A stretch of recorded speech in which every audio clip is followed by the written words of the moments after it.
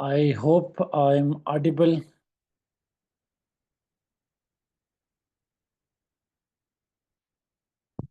Okay, great, great.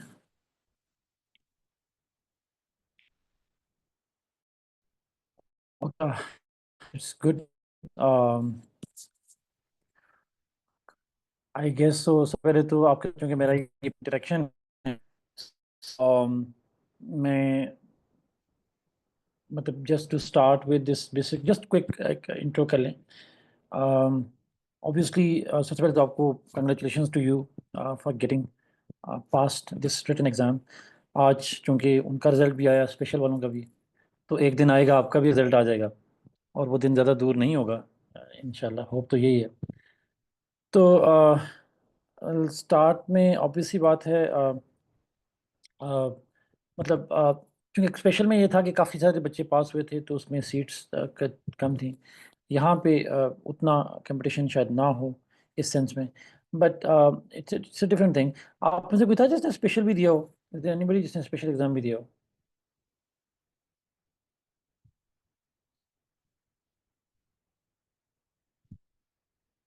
I guess not. कोई भी नहीं है. But probably there are people जिन्होंने स्पेशल भी दिया था, दूसरा भी दिया था, बट बल्कि इनफैक्ट तीसरा भी दिया उन्होंने. स्पेशल भी दिया है, 24 भी दिया है, 25 भी दिया. सो सो दैट्स 2 सालों में 3 एग्जाम दिए. That's a big big thing. Okay, quick word. हम जब जो फॉर्मेट है वो डिसाइड कर लेते हैं. What should be the format. And I think उसमें ये है कि वो आपका भी इनपुट थोड़ा सा चाहिए होगा. माय प्लान इज़, जो मेरा प्लान है, हम अपनी डिस्कशंस को ब्रॉडली 3 या 4 क्लासेस में रखते हैं. Okay, that is blind trust. Okay. So हम उसके 3 या 4 सेशन में उसको रखते हैं. और हम इस तरह से डिवाइड करते हैं कि हम स्टार्ट करते हैं विद 2000, जो जो ब्रॉडली 3 सेक्शंस हैं करंट पाकिस्तान अफेयर्स के वाले से, और उससे एफिलिएटेड कोई भी जो चीज़ हो सकती है. बट मुझे पहले बताएंगे आप में से कितने लोगों ने पॉलिटिकल साइंस की है ऑप्शनल में? They had political science as an option subject.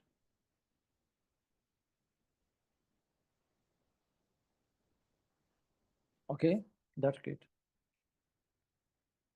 Okay, that's wonderful. Tayyaba तो आई एज्यूम तैयबा हमारे फ्रेंड, वही तैयबा तैयबा भट्टी हैं. I assume that, but fine, great. और कितने लोगों ने आईआर रखा है? आईआर वाले कौन है?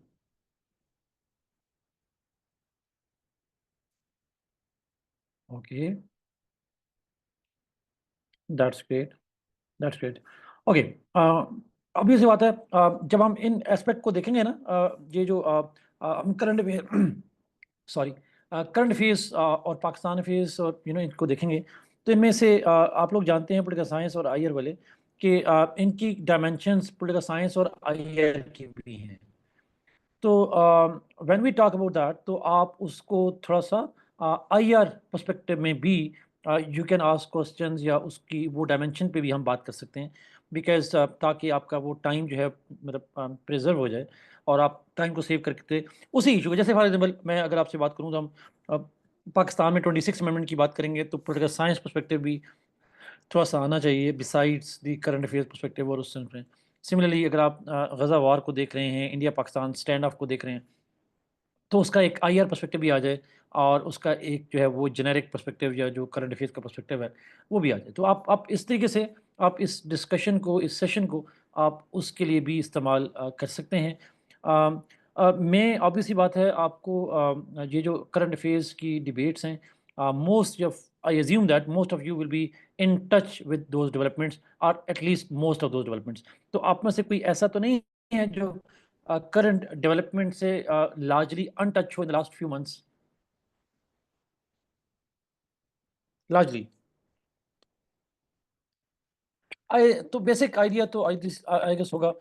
मैं ज़्यादा फोकस इस पे करूँगा, ज़्यादा डिस्कशन पे करूँगा कि आपने जितने इश्यूज हैं उनके कौन से एस्पेक्ट्स को उठाना है, कौन से एस्पेक्ट को ज़्यादा हाईलाइट करना है, और किस तरीके से अपने लिमिट, क्योंकि interview is a limited period of time, उस शॉर्टेस्ट पॉसिबल टाइम में उस नॉलेज का जो क्रक्स है वो बताना है। देखें, अगर आपसे पूछे कि इंडिया पाकिस्तान स्टैंड ऑफ है, why India did what it did, you don't have the time of 30 minutes के जिसमें अपने पेजेस पे पेजेस लिख रहे हैं, you have only 1-2 minutes to answer. तो आप you have to give the best shot in that 1 to 2 minutes window. तो इंडिया पाकिस्तान स्टैंड ऑफ ने वो बेस्ट टू 1 मिनट 2 मिनट का जो आंसर हो सकता है, 8-10 लाइनों का जो आंसर हो सकता है, वो बेस्ट लाइंस क्या हो सकती हैं, क्रक्स क्या है, my job is actually to train you on that front, वो एस्पेक्ट उठाना है। तो आपने किस तरीके से करना है। तो आई ज्यूम ये आप पॉइंट में रखिएगा कि हमने बेस्ट ऑफ द आंसर्स को जवाब देना है, और वो आपके पास 1-2 मिनट होंगे जिसमें आपने इंप्रेशन डालना है। और आपने इंप्रेशन में मैं अक्सर कहता हूँ राइट आंसर के बजाय आपने राइट आंसर के बजाय राइट अप्रोच रखनी है। राइट आंसर, आंसर हमारी सोशल साइंस में राइट नहीं होता। अगर मैं आपसे पूछूं कि हिंदुत्व का कितना रोल है इंडिया की पॉलिसीज में, it is a subjective debate. Some people would say greater role, some would say minor role, some would say not a role. But आप कहाँ से आ रहे हैं, अप्रोच क्या है, that's something that is more important than your answer. तो वो अप्रोच को कैसे स्ट्रॉन्ग करना है, इस पे हम ज़रा ज़्यादा जो है वो सेशन रखेंगे। सो मेरा प्लान क्या है मैं आपके सामने रख रहा हूँ, और फिर उसके बाद हम उसको देखते हैं। माई प्लान वुड बी कि हम क्या करें, हम सबसे पहले तो 3 हिस्सों में या 4 हिस्सों में डिवाइड करें। हम पाकिस्तान जो इंटरनल डायनेमिक्स हैं, उनके ऊपर I intend to discuss today. हम इंटरनल डायनेमिक्स पे बात करेंगे जिसके अंदर डिफरेंट एस्पेक्ट हैं, political, economic and social aspect हैं। उनको अंडरस्टैंड करें जाके, उन पे देखेंगे जी। फॉर एग्जांपल पाकिस्तान के इंटरनल पॉलिटिकल इंस्टेबिलिटी की बात होती है, बलूचिस्तान का इशू है, टीटीपी का इशू है, जुडिशल हवाले से मामलात हैं, इकोनॉमी और आईएमएफ की जो मामलात हैं, फिर सोशल एस्पेक्ट की बहुत सारी बातें हैं, पानी का मसला है, क्लाइमेट और बहुत सारी चीज़ें हैं।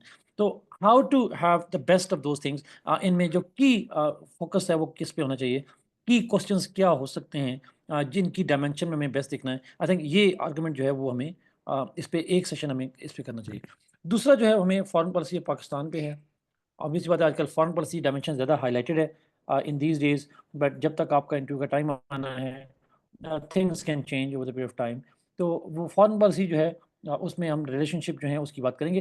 डोमेस्टिक डायमेंशन थोड़ी ज़्यादा ब्रॉड है, और फॉरेन पॉलिसी की डायमेंशन उतनी ब्रॉड नहीं है, बट सिग्निफिकेंट ज़रूर है आजकल के कॉन्टेक्स्ट में जाकर। तो मैं अक्सर कहता हूँ, इससे पहले पाक अफगान रिलेशनशिप बड़े हाईलाइटेड थे, but since this episode between India and Pakistan, उसमें जो मेन डायमेंशन है वो ज़्यादा हाईलाइटेड जो है वो इंडिया डायमेंशन जो है वो बहुत ज़्यादा हाईलाइट होगी हुई है।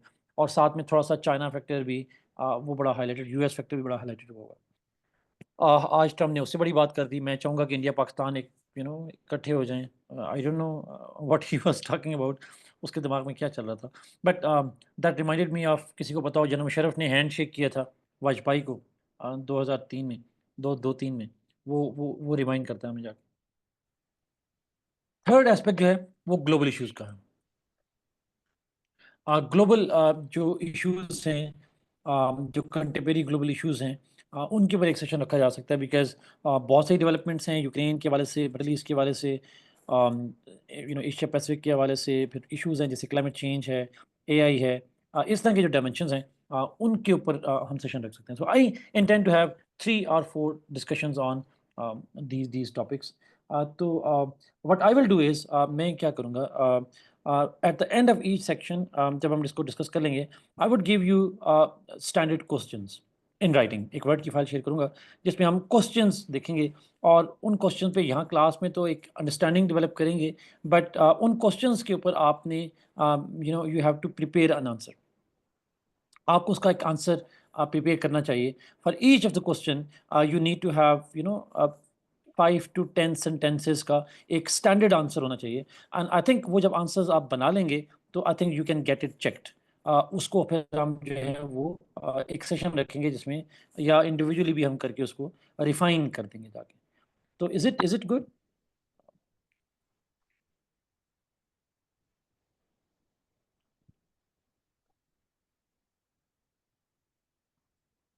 इस पे इस स्ट्रेटजी पे if you want to ask any question तो प्लीज़ ज़रूर पूछिएगा।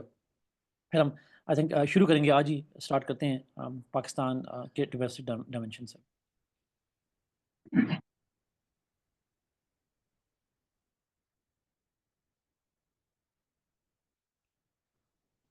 Okay, I guess so. Let's start फिर, शुड वी स्टार्ट नाउ?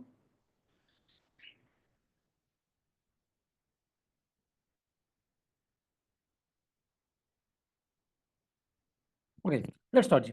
अब शुरू करते हैं, इस पे बात करते हैं। सबसे पहले डोमेस्टिक डायमेंशन की बात करते हैं, डोमेस्टिक एस्पेक्ट की बात करते हैं। अच्छा, ये जो डोमेस्टिक एस्पेक्ट है पाकिस्तान के हवाले से, इंटरनल डायनामिक्स के हवाले से, ये सबसे कंट्रोवर्शियल है। और आई थिंक डोमेस्टिक एस्पेक्ट ऐसे हैं कंटेम्परेरी अफेयर्स के, जो कंट्रोवर्शियल भी हैं और जिसको आपने बड़ा कॉशियसली जो है वो लेके भी चलना है। You can't be blunt. आपने याद रखिएगा, your job in interview is not to tell the truth, it is to tell something that is logical,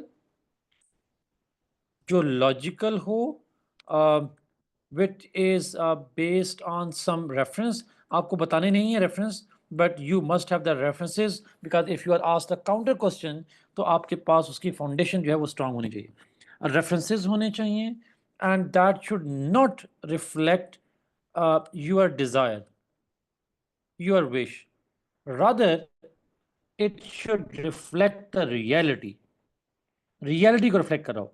लेकिन एट द सेम टाइम जहाँ स्टेट ऑफ पाकिस्तान से डोमेस्टिक इशू लिंक करेगा, तो वहाँ आपकी टोन थोड़ी ऑप्टिमिस्टिक होनी चाहिए। आई एम नॉट सेइंग कि आप पीटीवी बन जाएं, ऐसा बिल्कुल नहीं होना चाहिए, बट एक ऑप्टिमिस्टिक टोन होनी चाहिए। फॉर एग्जांपल, अभी हम बात करेंगे बाद में जाके, बट बलूचिस्तान का इशू है। So if you are asked to provide a mechanism और फ्रेमवर्क कि कैसे बलूचिस्तान को जो है वो डील किया जाए उसके प्रॉब्लम को, और ख़ासकर इंसर्जेंसी का जो एस्पेक्ट है उसको डील किया जाए, तो your answer should reflect a realistic yet optimistic view. बड़ा मुश्किल है ये बात आपको करना कि बलूचिस्तान पे देयर विल बी पीपल जो कि बड़े पेसिमिस्ट होंगे that nothing can happen over there, Pakistan state has lost the cause in in Balochistan. But आपने वो अपना व्यू थोड़ा सा कंट्रोल करना है। आपने टोन करनी है कि it's doable, it can be done, because if it's not doable, why you want to be part of that state machinery जो इस पे काम करेगी। अगर बलूचिस्तान का प्रॉब्लम सॉल्व नहीं हो सकता, तो आप स्टेट की मशीनरी के साथ क्यों बैठे? That will be a question. तो आप बेसिकली, आप अगर आप डोमेस्टिक टोन नहीं रखेंगे, तो आप अपनी जॉब की सूटेबिलिटी को डिनाई कर रहे होंगे, and that's very important one. So I guess, तो इसलिए जब आपका आंसर हो, लॉजिकल हो, आपको थोड़ा बहुत उसके रेफरेंसिंग पता हो कि कौन पोटेंशियल राइटर्स हैं जो इस पे इस एस्पेक्ट पे बात कर चुके होते हैं, एक रेफरेंस कोड भी किया जा सकता है। बट प्लीज़, विशफुल थिंकिंग नहीं, रियलिटी बेस्ड हो, लेकिन थोड़ा सा ऑप्टिमिज्म की टोन भी होनी चाहिए। That's very important. तो कहना है इसका सेंस ये बनता है कि आपने टोटली स्टेट नैरेटिव को चैलेंज नहीं करना मुकम्मल तौर पर। Yes, there are things, but things need improvement, things need to change in that way as well. तो आपने ये थोड़ी सी पॉजिटिव ऑप्टिमिस्टिक टोन भी रखनी जाती है। So let's start with the domestic aspect. See domestic aspect में सबसे पहले हम शुरू करते हैं, आई गेस पॉलिटिक्स पे ही बात करते हैं, पॉलिटिकल एस्पेक्ट पे बात करते हैं, फिर हम कॉन्स्टिट्यूशनल एस्पेक्ट पे बात करेंगे, सिक्योरिटी एस्पेक्ट है, इकोनॉमिक एस्पेक्ट है और सोशल एस्पेक्ट है। हमने कब तक चलना है आज की क्लास में? I guess it's an open ended, but still I would like to ask you guys, कब तक हम जा सकते हैं?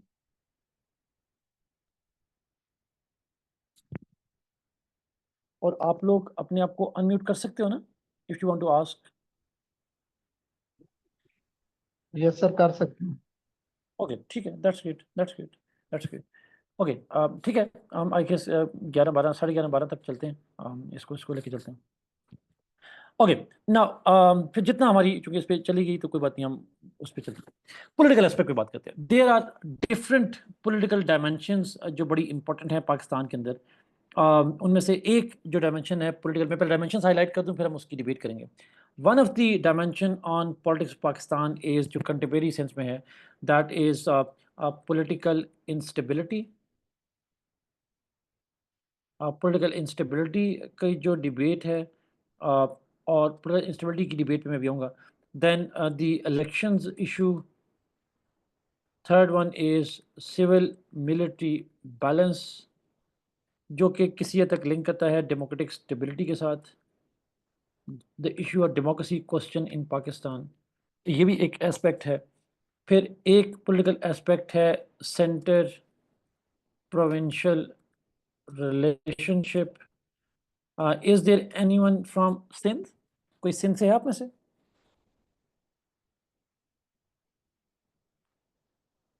बिकॉज़ अगर सिंध से हैं तो केनाल इशू पंजाब वालों से पूछा जा सकता है, तो हम इसकी बात करेंगे।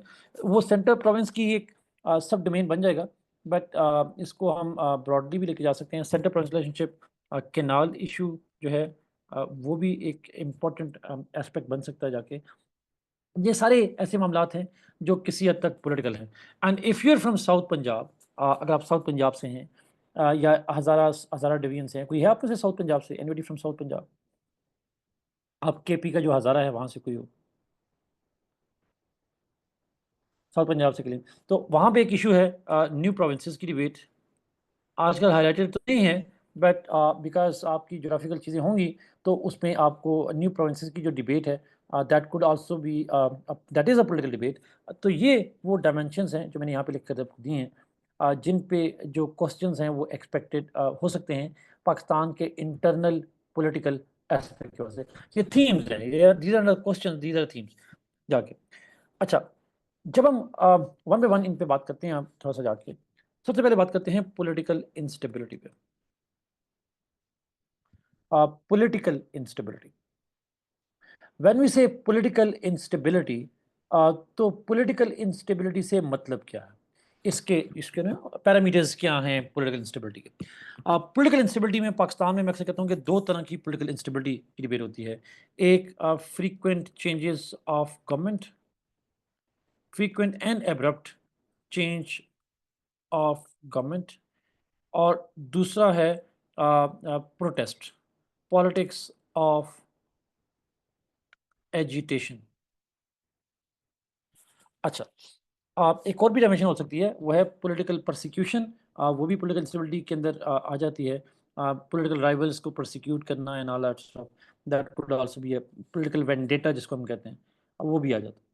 बट सबसे पहले बात करेंगे frequent and abrupt changes to government की। आई अज्यूम मुझे बहुत सारी चीज़ें बताने की ज़रूरत नहीं है, बट एक दो फैक्ट्स आपको पता होने चाहिए। दैट पाकिस्तान की हिस्ट्री में not a single prime minister has completed his tenure as the Prime Minister of Pakistan. Not a single of the prime ministers have completed full 5 years term in 77 years history.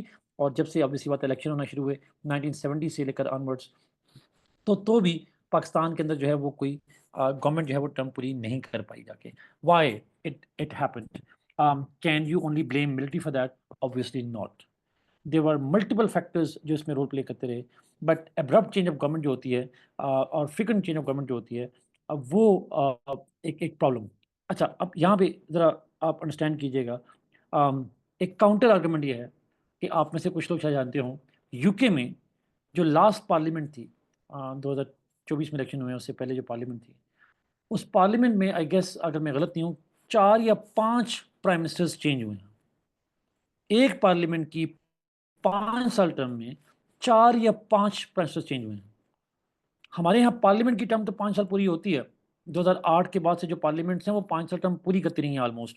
पिछली parliament ने भी 5 साल पूरे करने से 2 दिन पहले शहबाज शरीफ साहब ने उसको डिसॉल्व किया था। तो हमारे यहाँ तो 5 प्राइम मिनिस्टर चेंज नहीं होते, एक आध ही हो जाता। मैं एग्ज़ाम्पल दे रहा हूँ। 2008 में जब पार्लियामेंट 5 साल की पूरी टर्म हुई, तो उसमें प्राइम मिनिस्टर पहले थे यूसुफ रज़ा गिलानी साहब, फिर बाद में इनको चेंज करके सुप्रीम कोर्ट ने डिसमिस किया तो राजा परवेज़ अशरफ बन गए। 2014 में जब पार्लियामेंट बनी, वो 5 साल पूरे किए उसने 18 तक। 13 के इलेक्शन में जो आई, 2018 तक उसने 5 साल पूरे किए, लेकिन प्राइम मिनिस्टर्स एक चेंज हुए। नवाज शरीफ साहब को हटा के आ गए शाहिद खाकान अब्बासी। इसी जगह से पिछली पार्लियामेंट 2018 के इलेक्शन में जो बनी, उसमें पहले इमरान खान साहब थे, उनको हटा के आ गए आपके शहबाज शरीफ साहब। तो हमारे यहाँ तो एक होता है, तो ब्रिटेन में तो 5 हुए, वहाँ इंस्टेबिलिटी नहीं कहते, हमारे यहाँ कहते हैं। इसका मतलब है just change of government is not the instability.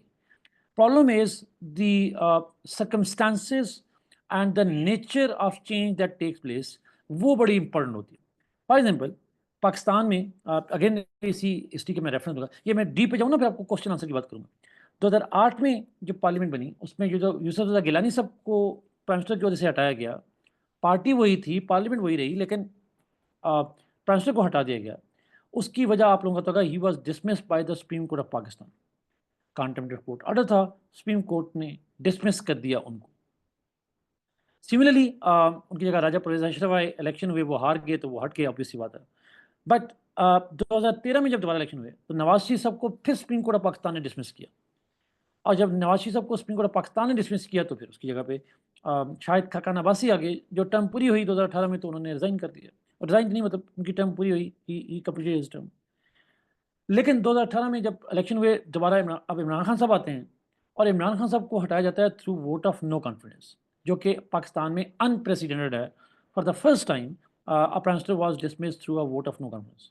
But वो जिस कंट्रोवर्सी में हुआ because of his conflict with the military establishment और because of his idea that there was a conspiracy to remove him, वो एक काइंड ऑफ एक uncertainty create किया जाता है. सो पाकिस्तान में प्राइम मिनिस्टर्स अगर गवर्नमेंट चेंज हुई हैं तो उनकी मर्जी से नहीं हुई, दे वर फोर्स्ड आउट, और at least they have claim to be forced out. या तो जुडिशरी हटाती है, पहले मिलिट्री हटाती थी, अब जुडिशरी हटाती रही, या फिर उनके नज़दीक उनके खिलाफ एक कंस्पिरेसी हुई है और पॉलिटिकल अलायंसेस चेंज किए गए हैं और उनको हटाया गया. तो इसका मतलब ये है कि पाकिस्तान के अंदर वो चेंज आती है, वो अनवारंटेड चेंज होती है. ये वो चेंज है जिसको कोई भी एक्सेप्ट नहीं करता, और उसके पीछे जो फैक्टर्स हैं they are most of the times they are undemocratic factors. यानी वो अवाम के नुमाइंदे चेंज नहीं लाते, वो चेंज कहीं और से आती है. पहले मार्शल लॉ से आती थी, अब जो है वो जुडिशरी से भी आ सकती है और कहीं और से भी आ सकती है. Not always vote of no confidence was a democratic process, but generally undemocratic process आती है. ब्रिटेन को इंस्टेबिलिटी इसलिए नहीं कहते बिकॉज वहाँ एक प्रोसेस है, और प्रोसेस ये या तो पार्टी हटा देगी, या parliament vote of no confidence से डिसमिस कर देगी, या प्राइम मिनिस्टर खुद रिजाइन कर देगा बिकॉज ऑफ सम स्कैंडल्स. जैसे पार्टी गेट स्कैंडल हुआ था इसका बोरिस जॉनसन का, तो उन्हें रिजाइन करना पड़ता. सो इस तरीके से वो जो थी खातून थी, आई थी थोड़े कुछ दिनों के लिए, उनका बजट का एक क्राइसिस बना था, तो she had to resign ultimately. So what I'm saying is कि वहाँ frequent change of government is not a problem.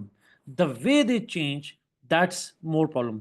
और unfortunately पाकिस्तान में इनऑर्गेनिक तरीके से, आर्टिफिशियल तरीके से ज़्यादा प्रोसेस हटाए गए compare to the democratic process.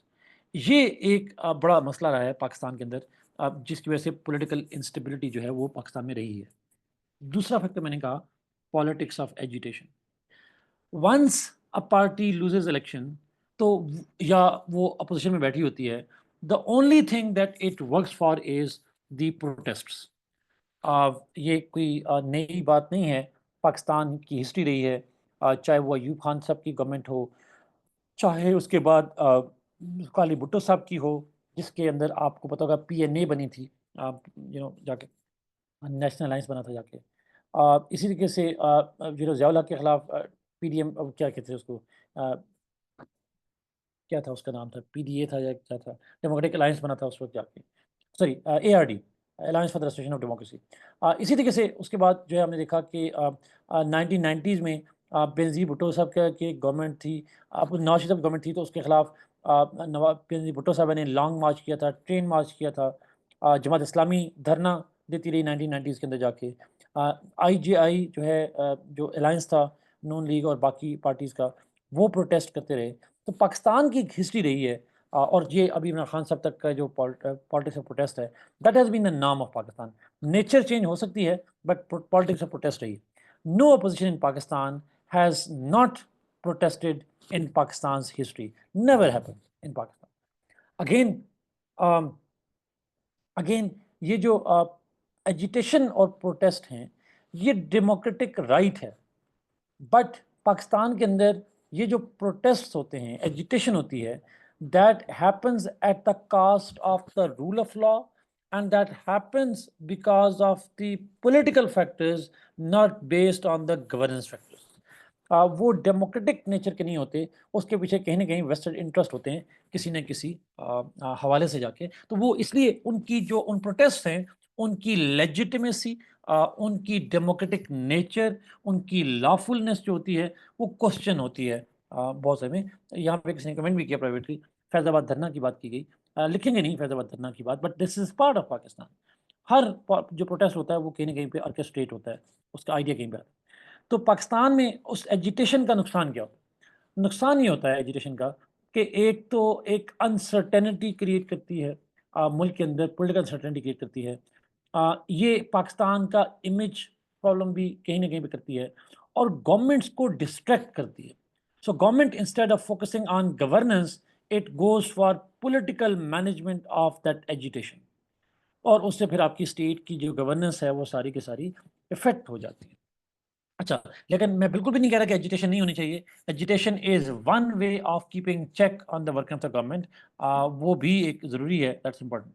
But हमारे यहाँ जो एजुटेशन है, उसकी वजह से गवर्नमेंट्स हटी भी हैं। हमारे यहाँ एजुटेशन की वजह से मार्शल लॉज लगे हैं।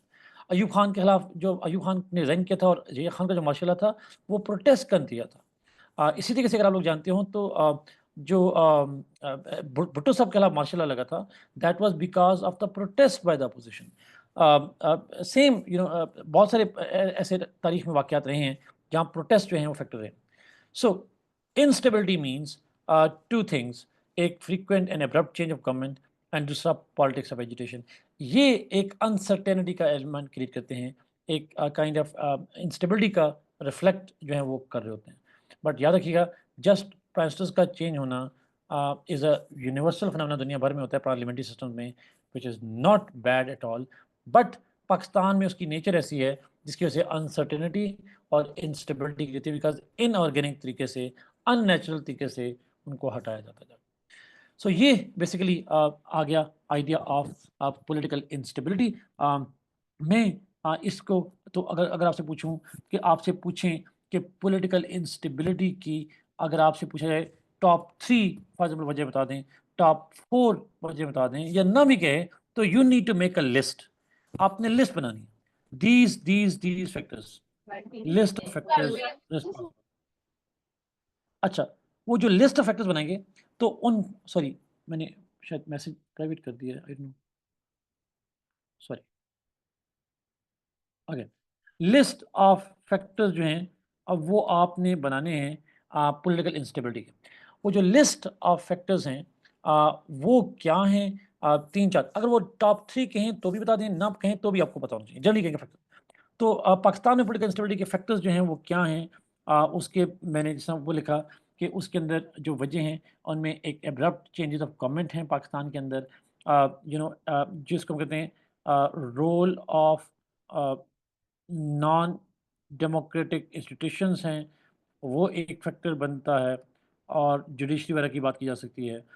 इसी तरीके से आपके यहाँ एजुटेशनल पॉलिटिक्स है, वो एक इंस्टेबिलिटी क्रिएट करते हैं। फिर पाकिस्तान में absence of rule of law है, उसके अंदर वजह बनती है political impatience among political parties. अगर आप इलेक्शन हार गए हैं तो 5 साल अपनी बारी का वेट करें, तो ये ऐसा भी है, इम्पेशंस होती हैं political parties, they want to run over the government even at the cost of the political stability, और वो भी एक बड़ी वजह बनती है। फिर एक बड़ी वजह पाकिस्तान के अंदर lack of free and fair elections भी हैं, बिकॉज जब गवर्नमेंट आती हैं तो उनके जो असेंट टू पावर है, वो जब लेजिटिमेसी क्वेश्चन होगी तो जो जो जो मुखालिफिन हैं दे वो टेक एडवांटेज ऑफ इट, और पब्लिक जो है वो लार्जली हैप्पी नहीं होती और उसको खिलाफ कर सकती है।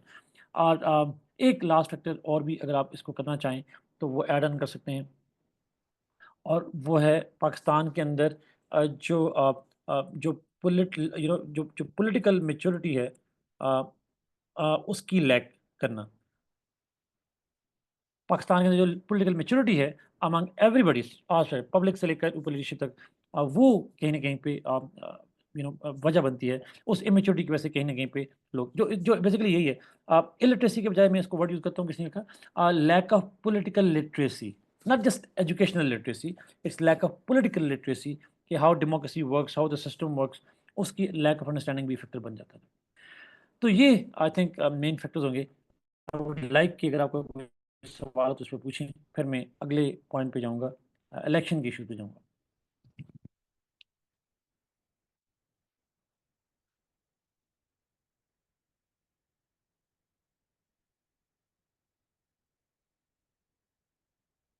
ओके आई गेस सर इसमें हम जो अनसिविलिटी भी होगा। जी जी। अनडेमोक्रेटिक रोल है डिफरेंट इंस्टीट्यूशंस का और इलेक्शन रिगिंग वगैरह के जो स्टांस हैं उनको हम कर सकते हैं, जो एस्टेब्लिश्ड स्टांस हैं, जैसे कि जो पॉलिटिकल इंस्टेबिलिटी की रीजंस में, या फिर हमने यही जो एकेडमिक वर्जन है सिर्फ वही देने हैं? ये एकेडमिक नहीं है, ये एकेडमिक नहीं है, ये रियल है।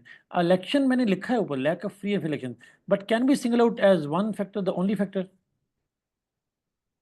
No, this is not the only factor.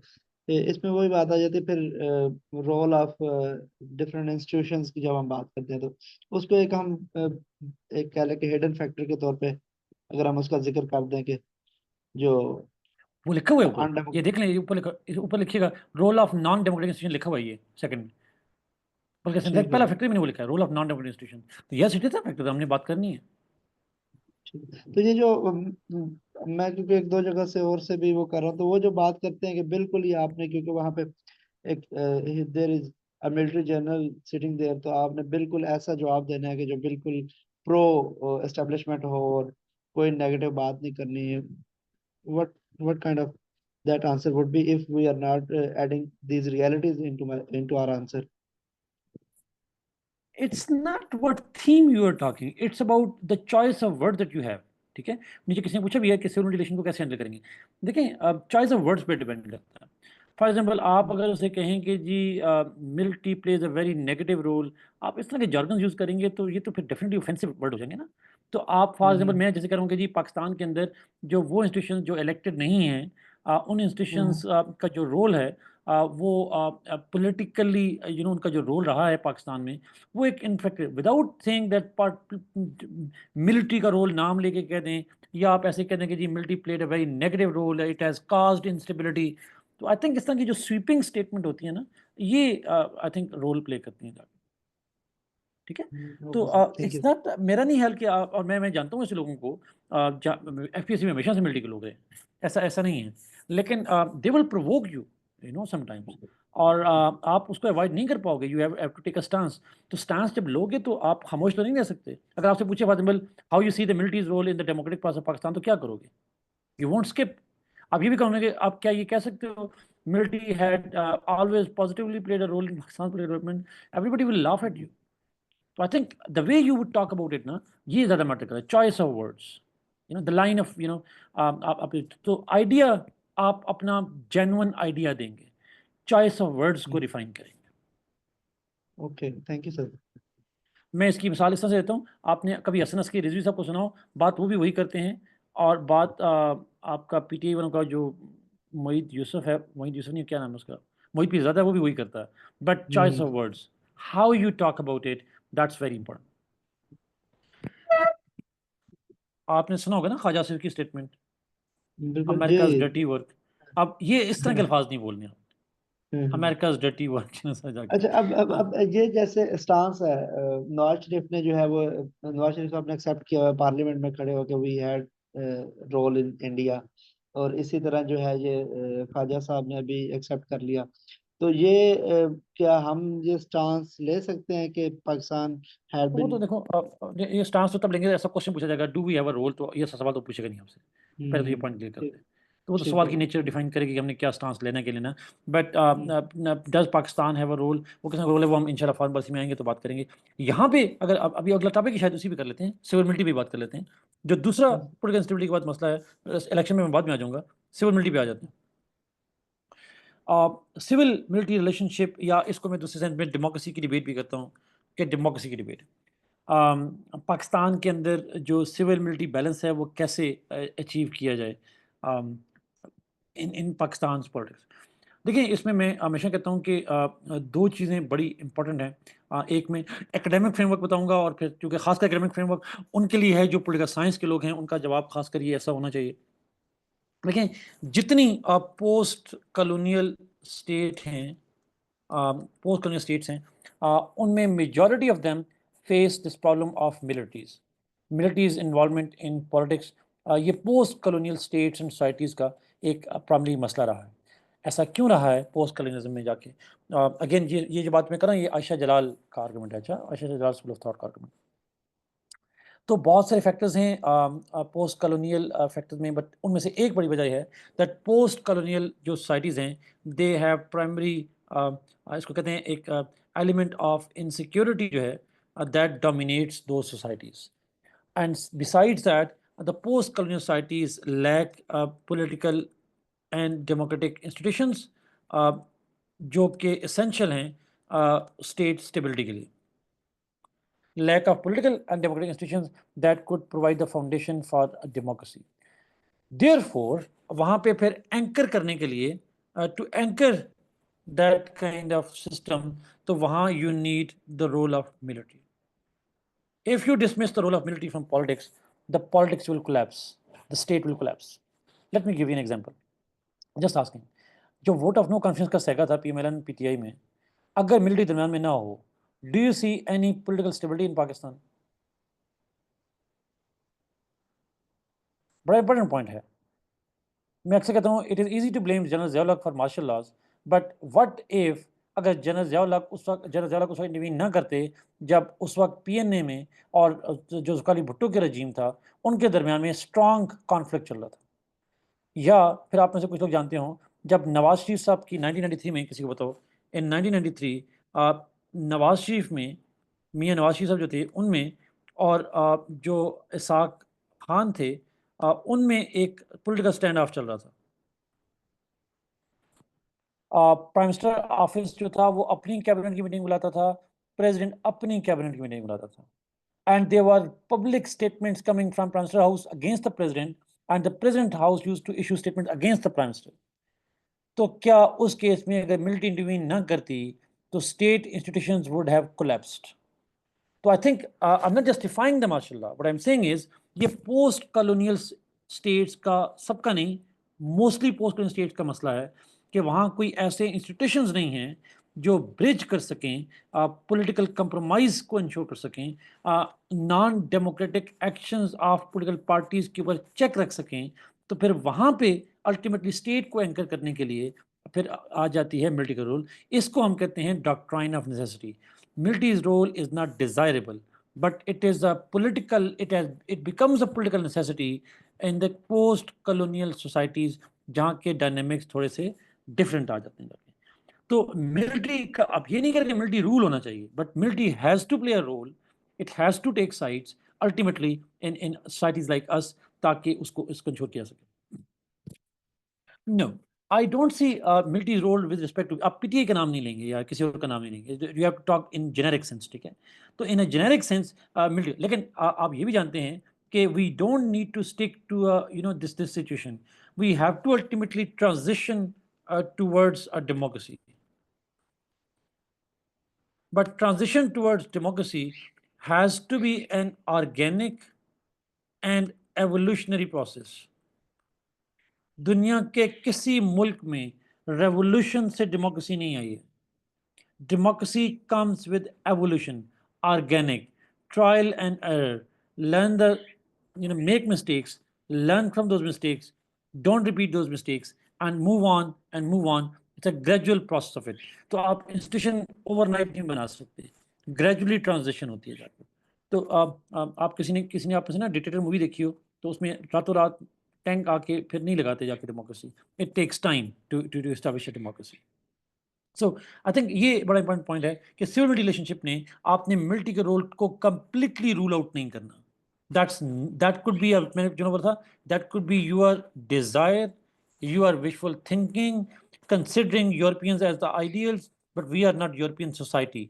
Therefore we can't remodel our state based on Europe. अगर यूरोप जैसे इंस्टीट्यूशन चाहिए, तो यूरोप जैसे लोग भी लेकर आए, ठीक है? तो इसलिए उनकी हिस्ट्री भी लेकर आए। उनकी हिस्ट्री अलग है, हमारी हिस्ट्री अलग है। They were the colonial masters, not the colonies. हम कॉलोनियल मास्टर नहीं रहे, हम कॉलोनी रहे हैं। तो आई थिंक डायनेमिक्स बड़े डिफरेंट हैं। इट्स ईजी टू से कि हमें यूके की तरह ला सकते हैं, बट मुश्किल हो जाएगा। इवन इंडिया के अंदर आप देखें, डेमोक्रेसी को चैलेंजेस अभी भी सामने आपको नजर आ रहे हैं। It's not a stable democracy, vibrant democracy the way it claims to B.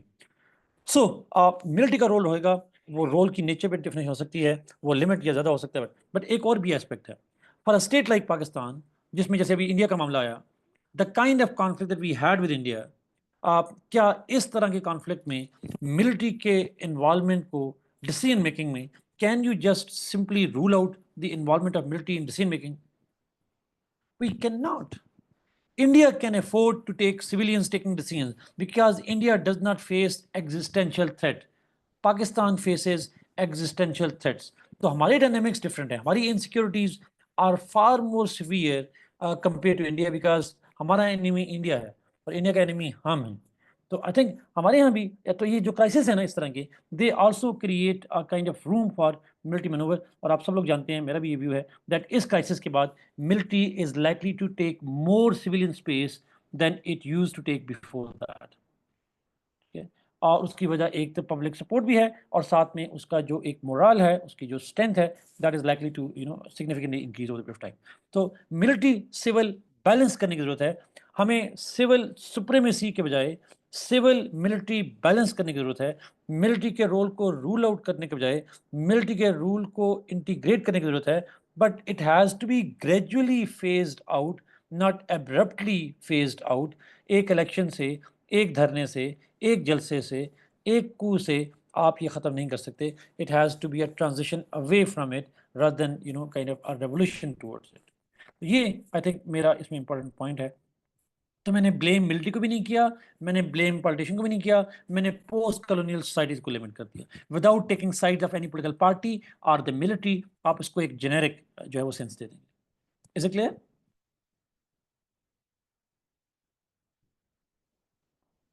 जी। अब देखिए, इसमें आपकी कोई बायसनेस नहीं है। अगर ये कोई आप मिलिट्री आपके लेफ्टिनेंट जनरल साहब बोल रहे हैं तो आपको कोई फर्क नहीं पड़ेगा।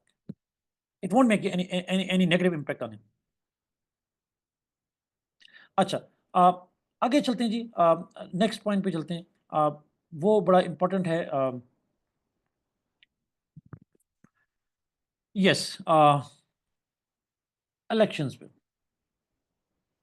अच्छा सॉरी, थोड़ी सी डिबेट में थोड़ा सा ऐड करना चाहूँगा डेमोक्रेसी पे। ये एक सवाल पूछा गया था लास्ट जो 2024 सॉरी 2023 के वो थे उसमें, कि इज पॉलिटिकल साइंस से ये पूछा गया था सवाल, is democracy suitable to states like Pakistan? क्या पाकिस्तान जैसी स्टेट्स के लिए डेमोक्रेसी सूटेबल है या नहीं है? अ, तो आई थिंक हम इसके लिए जुमला इसका ब्लैक एंड वाइट में नहीं है। डेमोक्रेसी के बारे में everybody knows that democracy always has prerequisites. ये हर जगह पे नहीं होती। It does have prerequisites. कुछ प्री रिक्विजिट्स होते हैं। Democracy is successful in societies with certain conditions. हमारे माशरे में in Pakistan some of those prerequisites exist, but some of them are not completely prevalent. So, for example, let me give an example. A democracy does not exist and thrive in, feudal societies. जो feudalism जहाँ होता है, वहाँ पे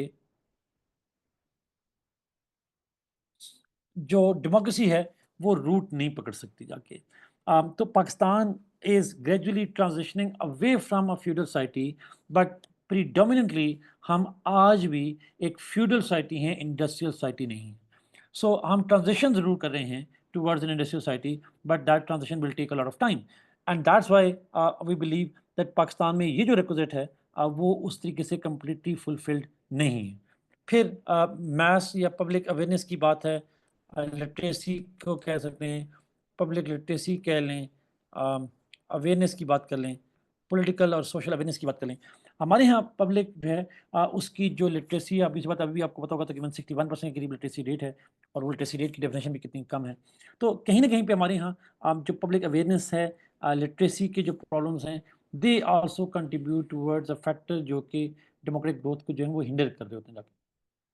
तो I think Pakistan के अंदर इस तरह फिर इसी से इंस्टीट्यूशन बिल्डिंग का जो एलिमेंट है कि वो institutions take decisions rather than individuals. लेकिन हमारे यहाँ कल्चरल, इसको मैं कल्चरल एस्पेक्ट कहता हूँ, हमारे कल्चर में अथॉरिटेरियन है, हमारे यहाँ इंस्टीट्यूशन के बजाय इंडिविजुअल्स टेक डिसीजंस। मैं आपसे सबसे एक सवाल पूछूं कि फैसला घर का होता है या घर के सरबराह का होता है?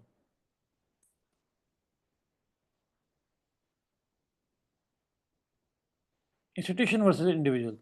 सिंपली घर का हेड डिसाइड करता है जाके।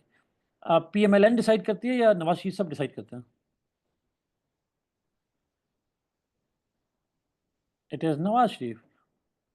Is it is it the military taking decisions और the army chief taking decisions? हमारा कल्चर ही ऐसा है हमारे यहाँ। लेकिन democracy is built on the principle of consultation.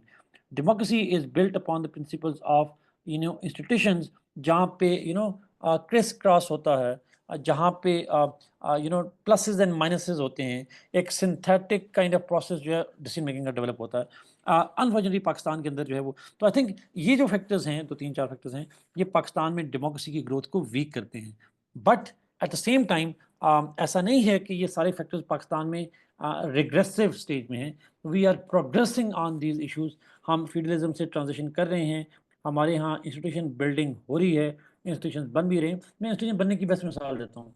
आपके देखें तमाम बार काउंसिल्स के इलेक्शंस होते हैं, मेट यूनियंस के इलेक्शंस होते हैं। मैं यूनिवर्सिटी में पढ़ाता हूँ, हमारी टीचर्स की यूनियन के इलेक्शन होते हैं, लेबर काउंसिल्स के इलेक्शन होते हैं, डॉक्टर्स के इलेक्शन होते हैं। तो इसका मतलब है हमारे यहाँ ग्रेजुअली जो है वो प्रोसेस जो है वो शुरू हो जाता है, जहाँ पे इंस्टीट्यूशन बिल्डिंग जो है वो ग्रेजुअली हो रही है। Not everything is bad, we are transitioning, but it will take a lot of time before we do that. तो ये डेमोक्रेसी जो है वो पाकिस्तान के अंदर सूटेबल नहीं है। इसका आंसर आप नो नहीं कर सकते। आप कह सकते हैं कि पाकिस्तान के अंदर डेमोक्रेसी की आइडियल कंडीशन तो नहीं भी रिक्विजिट्स, बट कुछ हद तक मौजूद हैं, कुछ कम हैं। But we are our direction जो है that is in a positive direction. We are heading towards a society that is compatible with the idea of democracy. Okay, फिर अब आते हैं जी अगले पॉइंट के ऊपर, दैट इज इलेक्शंस। इलेक्शंस के ऊपर आते हैं। Elections are very very important debate, जिस पे अगेन सवाल पूछ सकते हैं आपसे, डिपेंड करता है आप किस तरह से उसको डील करते हैं। बट इलेक्शन पे for example, why free and fair elections don't take place in Pakistan? क्यों free and fair election Pakistan में नहीं होते? या आपसे पूछे क्यों पोलिटिकल पार्टीज इलेक्शन के रिजल्ट्स को नहीं मानती? एक ही सवाल के दो डिफरेंट एस्पेक्ट्स हैं। कहीं ना कहीं प्रॉब्लम आ जाती है। अच्छा, फ्री एंड फेयर इलेक्शंस क्या कहते हैं? आ, वो इलेक्शंस जो किसी अनलॉफुल इंटरफेरेंस के बगैर होते हैं। जब फ्री इलेक्शंस का अपोजिट होता है रिग्ड इलेक्शंस। रिग के इलेक्शन की बात करते हैं। रिगिंग जो है वो 3 तरह की रिगिंग होती है। एक को हम कहते हैं प्री पोल, एक होती है पोल डे, और तीसरी होती है पोस्ट पोल। पोलिंग या वोट डालने से पहले, वोटिंग प्रोसेस के दौरान, और वोटिंग प्रोसेस के बाद। क्विक क्वेश्चन पूछूं तो पीटीए का आर्गुमेंट क्या है कि धांधली कब हुई थी? प्री पोल, पोस्ट पोल, या पोल डे? वो कहते हैं प्री पोल भी हुई थी और पोस्ट पोल में, पोल डे भी नहीं कहते वैसे, by the way. Pre poll and post poll पे कहते हैं mostly. Most of the argument is based on that. Pre poll कैसे, प्री पोल रिगिंग कैसे होती है? प्री पोल रिगिंग होती है when you do not allow every party the same opportunity to campaign in elections. या आप क्या कहते हैं, जो कैंडिडेट्स हैं उनको मैनिपुलेट करके पार्टी शिफ्टिंग करा लेते हैं, पार्टी डिवीजन करा लेते हैं। पाकिस्तान में नहीं ना बोलते, इलेक्टेबल्स होते हैं, उनको उठा के इधर डाल दें उधर डाल दें। ये प्री पोल रिगिंग होती है। So not allowing everybody the equal chance to campaign for, जो फिर political affiliations को break करना, change करना before elections, ये सारे के सारे फैक्टर जो हैं वो प्री पोल रिगिंग है। पोल डे की रिगिंग बहुत मॉडर्न दुनिया में कम होती है, बिकॉज आजकल मीडिया बड़ा स्ट्रॉन्ग चेक है। बट जैसे आपने देखा होगा सिंध में होता रहा, पोल डे में क्या होता है कि आप बोगस वोट्स डाल देते हैं। पोल डे पे, या जो लोग वोट डालने आते हैं उनको आप मैनिपुलेट करते हैं जाके, उनको कोई भी इस तरह की चीज़ की जा सकती है, उनको लालच दिया जा सकता है, उनको पैसे दिए जा सकते हैं, कुछ दिया जा सकता है। बट अल्टीमेटली पोल डे पे वोट डालने में फेक वोट डाले जाएँ, बोगस वोट डाले जाएँ, इसको हम जो है वो पोल डे की रिगिंग कहते हैं। पोस्ट पोल की जो रिगिंग है, वो क्या है? पोस्ट पोल मीन्स कि आपने पोल हो गया, लोगों ने वोट डाल दिया, बट उनके जो रिजल्ट्स हैं वो चेंज कर दिए गए। अम, ये बड़ा इंपॉर्टेंट है जाके।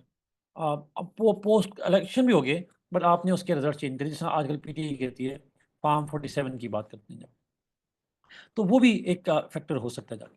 तो आई थिंक पाकिस्तान के अंदर फ्री एंड फेयर इलेक्शंस ना होने की जो हिस्टोरिकल वजह रही है, वो प्री पोल रहा है। प्री पोल जो है वो पाकिस्तान के अंदर एक इलेक्शन प्रोसेस के अंदर प्रॉब्लम रहा है, और पोल डे पे प्रॉब्लम रहा है। बट पोस्ट पोल पे रिसेंटली बड़ी डिबेट आई, बिकॉज पोस्ट पोल के बाद मतलब है इलेक्शन हो गया, वोट डाल दिए, उसके बाद रिजल्ट चेंज करने का जो इल्ज़ाम है वो अभी पाकिस्तान में आना शुरू हुआ। लेकिन जो प्रीडोमिनेंट और majority of Pakistan political history है, उसमें प्रॉब्लम प्री पोल रिगिंग का रहा है जाके, और वो ज़्यादा खतरनाक है, वो ज़्यादा ईजी भी है करने जाके। बिकॉज आप पोल डे पे आप रिगिंग करना मुश्किल हो जाएगा, पोस्ट पोल में रिगिंग करना मुश्किल हो जाता है। Modern age of information and technology में प्री पोल थोड़ी आसान हो जाती है। अच्छा, बड़ा इंपॉर्टेंट पॉइंट यहाँ बताना जा रहा हूँ कि फ्री एंड फेयर इलेक्शंस ना होने की वजह, एक जो बड़ी वजह है, वो लैक ऑफ, जो पाकिस्तान में कहते हैं lack of use of technology है। मैं ईवीएम की बात नहीं कर रहा, इलेक्ट्रॉनिक वोटिंग मशीन की बात नहीं कर रहा, यानी lack of use of technology. For example CCTV cameras नहीं होते। मैं पोल डे की बात कर रहा हूँ, पोस्ट पोल की बात कर रहा हूँ। फिर हमारे यहाँ पेपर बेस्ड चीज़ें होती हैं, मैनुअल चीज़ें होती हैं, इलेक्ट्रॉनिक चीज़ें नहीं होती। ये सारे मसाइल क्रिएट करते हैं। टेक्नोलॉजी जो होती है ना, वो किसी तक ट्रांसपेरेंसी ले आती है और उसके अंदर चेंज करना मुश्किल हो जाता है। तो एक तो बड़ी वजह ये है। अब दूसरी वजह इलेक्शंस में फ्री एंड फेयर ना होने की वजह जो है, वो हमारे यहाँ जो इंटरवेंशन है, इंटरवेंशन बाय द इस्टेब्लिशमेंट हो सकती है। और इस्टेब्लिशमेंट, याद रखिएगा, सिर्फ मिलिट्री को नहीं कहते। इस्टेब्लिशमेंट इन्वॉल्व जुडिशरी, ब्यूरोक्रेटिक, जो एलीट है उसको हम बात करते हैं। तो समटाइम्स जो एस्टेब्लिशमेंट है वो डिज़ायर्ड रिजल्ट्स के लिए they can get involved in the rigging as well. वो फ्री एंड फेयर नहीं रहते, बट हमेशा हम कहते हैं मिलिट्री को, there can be a social conditions for rigging as well. Social factors भी तो रोल प्ले करते हैं। फॉर एग्जांपल अगर आप एक विलेज सोसाइटी में हैं, एक फ्यूडल सोसाइटी में रहते हैं, और कोई बंदा फ्यूडल के खिलाफ इलेक्शन लड़ने का क्या सोच सकता है? Can you think of contesting election against a feudal? You can't. There will be social repercussions against him. So अब आपको अपॉर्चुनिटी नहीं है टू कंटेस्ट द इलेक्शंस, तो ऑब्वियस सी बात है उसका इम्पैक्ट आएगा, और आपके इलेक्शन जो है फ्री नहीं होंगे, because feudal Lord may not represent the true. मैं इसकी एक मिसाल देता हूँ छोटी सी। एक पुराने ज़माने में एक बंदे थे, शायद पीर पार्टी के नाम सुना हो, अमीन फ़हीम। सिंध के थे, फ्यूडल लॉर्ड थे। तो उन्होंने एक इंटरव्यू बड़ा तारीखी जुमला बोला था। उन्होंने कहा, मैं इलेक्शन कैसे हार सकता हूँ, बिकॉज 90,000 किसान तो मेरे खेतों में काम करते हैं। सो 90,000 तो मेरे अपने वोटर हैं जो घरों में बैठे हुए हैं जाके। तो आसान लफ्ज़ों में वो क्यों नहीं जीतेगा? But is it called a fair election? No, because I work for you, therefore you should vote for me. That's not a true transparent elections. तो वो, लेकिन उनकी रोजी रोटी है, उस पर जाके दे कैन बी मैनिपुलेटेड। तो ये ज़हन में रखिएगा, ये इलेक्शन जो है वो मसाइल है। अच्छा, फ्री एंड फेयर इलेक्शन ना होने का नुकसान क्या होता है? What's the disadvantage? Disadvantage is कि जो फ्री एंड फेयर इलेक्शन नहीं होते, तो जो गवर्नमेंट्स बनती हैं, गवर्नमेंट्स लेजिटिमेसी इज़ क्वेश्चंस। वो क्वेश्चन हो जाती है। वो गवर्नमेंट जो वजूद में आती है उसकी लेजिटिमेसी क्वेश्चन हो जाती है। पॉपुलर सपोर्ट होती नहीं है, और इसीलिए वो ड्यूरेबल नहीं होती। और उस गवर्नमेंट को जब हटा दिया जाए किसी भी तरीके से, चाहे मार्शल लॉ से, चाहे जुडिशरी से, तो कोई पब्लिक सपोर्ट उसके लिए बाहर नहीं निकलती। It loses the public support in that. तो आई थिंक ये एक बड़ा फैक्टर है। तो इलेक्शंस जो हैं बहुत ज़रूरी हैं। Free and fair elections are absolute must for a stable democracy. एक स्टेबल सिस्टम के लिए, स्टेबल डेमोक्रेसी के लिए, जो सबसे इंपॉर्टेंट रिक्वायरमेंट है, वो फ्री एंड फेयर इलेक्शंस है। जहाँ प्रिवेंटेबल हो, 100% अगेन आप नहीं कर सकते, एवोल्यूशनरी प्रोसेस है, बट जहाँ आर्टिफिशियल इंटरफेरेंस है उसको कम से कम किया जा सकता है। Cultural factors will take time, जिसमें चेंज आएगी, बट स्टेट इंटरवेंशन जो है वो कम से कम हो सकती है। That's a possibility. I don't see any democracy, a functional, vibrant democracy, without fair elections.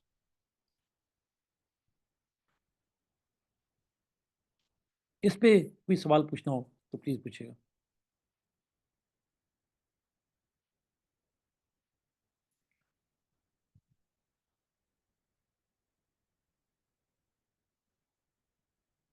I guess हम काफ़ी लेट हो गए हैं. मैं आज मज़ीद टॉपिक नहीं करना चाह रहा. मैं चाह रहा हूँ कि आज हम ज़रा स्टार्टिंग में हैं तो थोड़ा सा उसको ज़रा रिदम कर लेते हैं.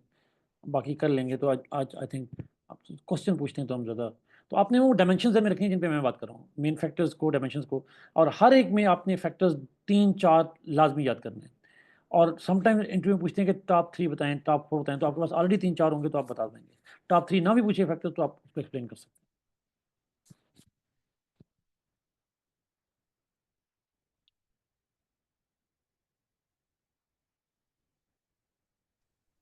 Sir, I have a question. Sure please.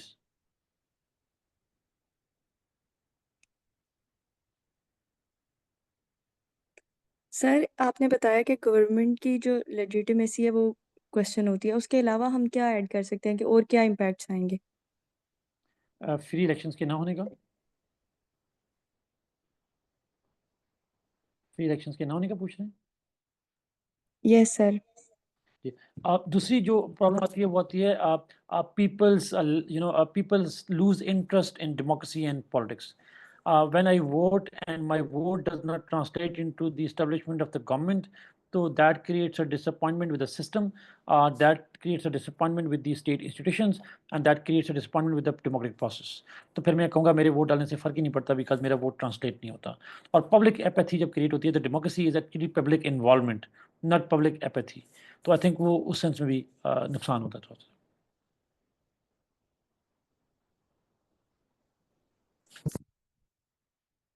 जी. और फिर एक और बात भी है ना, इसमें और भी फर्क कर सकते हैं. अगर एक गवर्नमेंट आवाम के इंटरेस्ट से नहीं आई है तो क्या उसकी गवर्नेंस में पब्लिक अप्रोच नजर आएगी? Will the governance and administration will be about public service? No. Public ने मुझे वोट नहीं दिया तो मैं पब्लिक को सर्व क्यों करूं? तो उसकी गवर्नेंस में भी और एडमिनिस्ट्रेशन में भी मसला आ जाता है. अक्सर नहीं कहते हम लोग सिफारिश पे काम कर, सिफारिश पे भर्ती होने वाला बंदा सिफारिश मानता भी है ना, फिर वो मेरिट पे काम नहीं करता.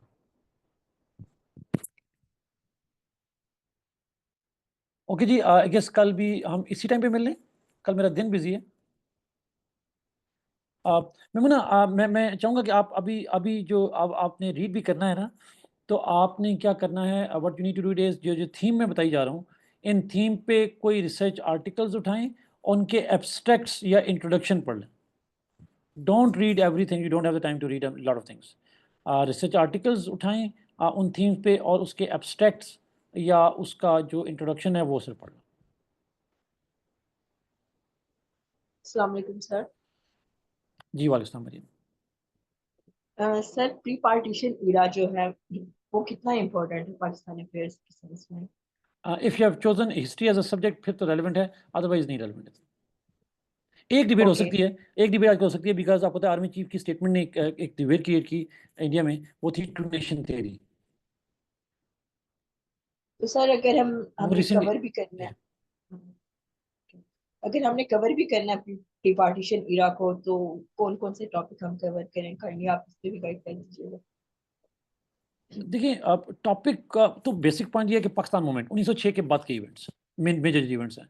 Broadly idea of two nation theory का आइडिया और उसके बाद की डेवलपमेंट्स, उनमें भी अगर मैं की डेवलपमेंट्स की बात करूं तो फॉर एग्जांपल मैं मिसाल देता हूं. क्वेश्चन कैन बी आस्क्ड जो कि एक जेनरिक किस्म का हो सकता है.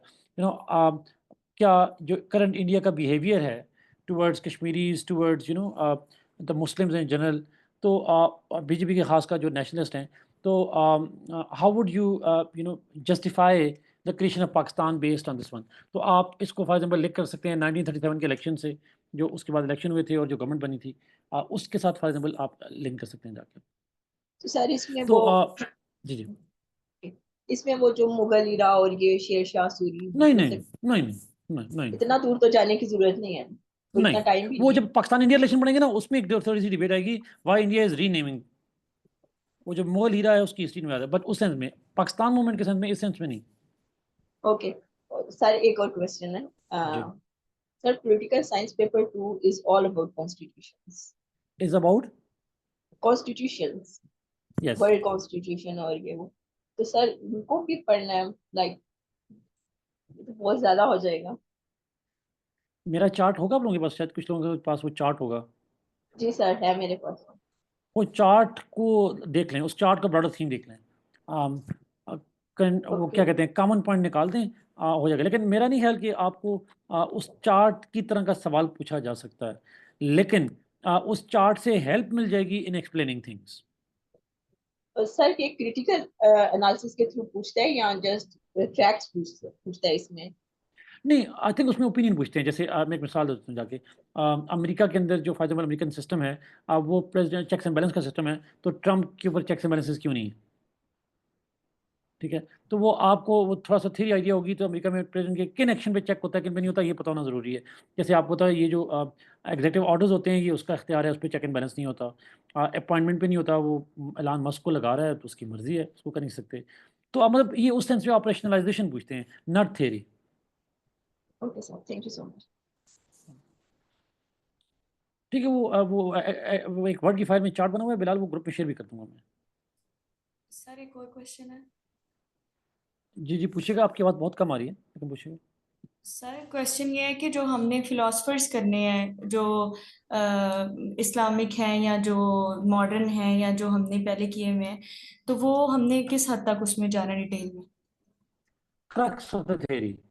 For example, Marxist theory is about the capitalism. Havelock Rousseau are about social contract and natural rights, etc. Plato and Aristotle are about the state-centric approach. Fundamental natural idea. और sir उनकी books वगैरह का भी idea होना चाहिए। लाजमी, लाजमी। Core books पे हैं, सारी बुक्स नहीं, कोर बुक्स पे हैं। और सर हमने मतलब अगर कुछ अंदर से छोड़े हुए थे चॉइस पे, जो थे साइंटिस्ट, पॉलिटिकल जो भी थे फिलोसफर्स, वो भी करने हैं फिर अब? अब ये डिपेंड करता है, देखें, अब ये यहाँ पे इंटरव्यू के पैनल वाले ने अगर उसको पसंद, ग्रामची को पसंद करता हुआ, तो आपसे पूछ सकता है, क्यों नहीं पूछ सकता? Okay sir. वो फिर बड़ा बड़ा एक आंसर है, बट एटलीस्ट, लेकिन इतने ज़्यादा थिंकर्स हैं कि सारे करना शायद मुश्किल हो जाता है। तो आई वुड रिकमेंड कि जो आपके मेन स्ट्रीम है उनको तो लाजमी करें, उसके अलावा भी कर लें। वो ओके। फिर डिपेंड करता है अगेन समराइज हमें। लेकिन मैं हमेशा ये कहता हूँ, जिस जिस क्वेश्चन पे आपको कमांड ना हो, उसका आंसर तो दे दें, साथ मेंशन कर दें that this is my basic idea about it. Okay sir.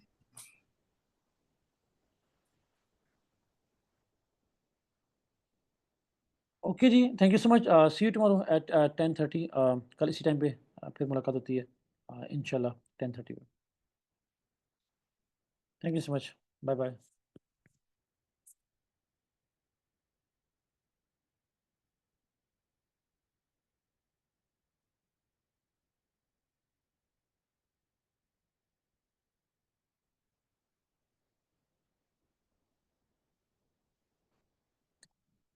Okay.